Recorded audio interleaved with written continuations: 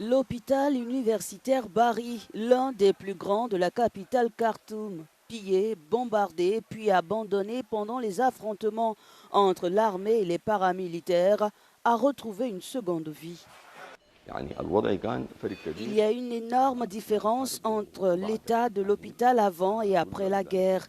Toutes les parties de l'hôpital avaient été endommagées, tout le matériel volé.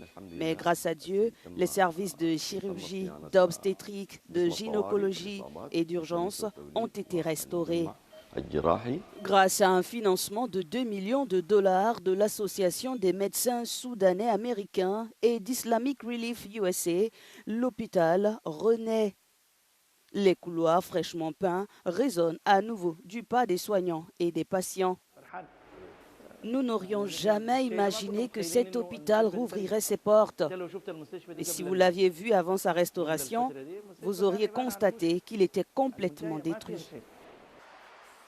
Son directeur, Salah Hadj, se souvient des 5 jours où il a été coincé dans l'enceinte sous les tirs. Les patients avaient été évacués en secret au péril de leur vie à travers des routes minées par les combats. Avant la guerre, nous connaissions les montants injectés ou dépensés. Mais aujourd'hui, après de nombreuses années de guerre, la crise financière s'est aggravée. Les salaires et les primes ont été affectés et le budget ne couvre plus les dépenses. Depuis sa réouverture, l'hôpital Bari a accueilli des patients évacués des zones de combat comme le Kordofan. Une opération chirurgicale réussie a même marqué le premier jour historique. Pourtant, l'espoir reste fragile.